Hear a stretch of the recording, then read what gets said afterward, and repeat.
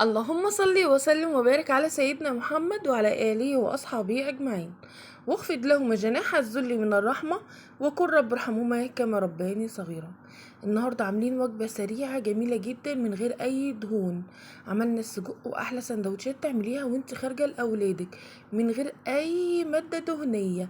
عايزة تعرفي عملناها ازاي؟ حطي لايك وتعالي شوفي احنا عملناها مع بعض ازاي. انا جبت السجق اهوت زي ما انتوا شايفين طبعا، وقطعته لان هو كله بيبقى متربط في بعضه، فانا قطعته كل واحده لوحدها. خلاص كده رحت جايبه طاسه لان انا هعمله مش في الفرن ولا هعمله هحمره في الزيت، انا قلت هعمله من غير اي ماده دهنيه وهعمله على البوتاجاز من فوق. جبت البصل وحطيت قرنين فلفل حار على بارد مع البصل ملون كده علشان يدي شكل جميل وبيدي طعم روعة.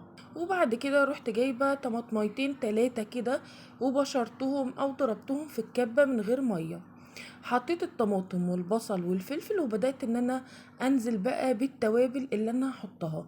مش هعمل السجق ده باي مادة دهنية، وهو نفسه هينزل دهون وهيبقى جميل جدا. هبدأ انزل بالتوابل بقى عبارة عن ايه: فلفل اسود، كمون، 7 بهارات، توابل الكفتة المشوية بتدي طعم جميل جدا، رشة من السكر ورشة من الملح، وهحط بقى رشة من الثوم البودر، وهقلب كل المكونات دي مع بعض وهخلطهم مع بعض كويس علشان التوابل والخليط دوت كله يتشبع ببعضه.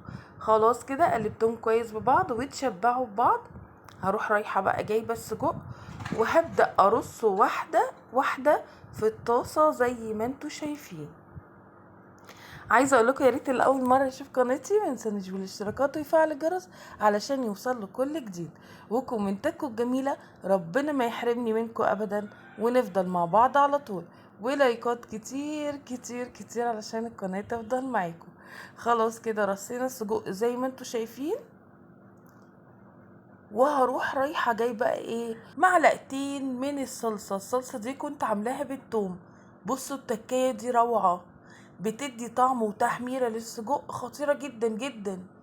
وبدأت ان انا افردها على السجق، بس هي خطوة اختيارية يعني براحتك خالص، موجود عندك اعمليها ودوقيها تبقى تحفة، مش موجود مش لازم خالص. فردتها على السجق من فوق، ورحت جايبة بقى قرنين من الفلفل الحار وقلت احطهم على السجق يدوا ريحة وطعم طبعا مش قادرة اقول لكم الجمال.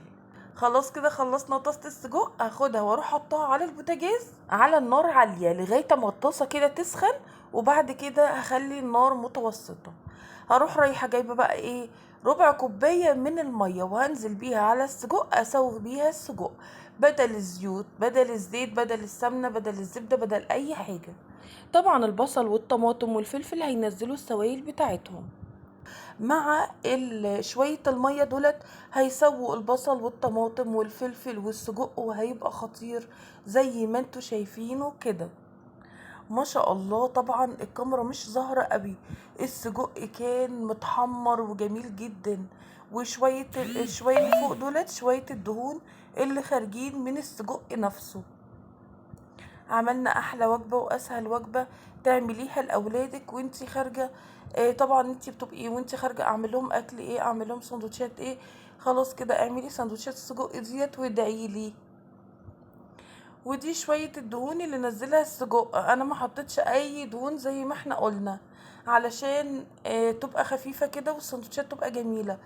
هما دولت نسبه الدهون اللي نزلت من السجق نفسه، انا ما حطيتش دهون. احلى طبق واحلى طعم واحلى ريحه واحلى سندوتشات ممكن تعمليها لاولادك وانت خارجه. يا رب يكون الفيديو عجبكم، ويا رب اكون عند حسن ظنكم، وانتظروني في الفيديو القادم، واللي نسي اللايك يحط اللايك. والسلام عليكم ورحمه الله وبركاته.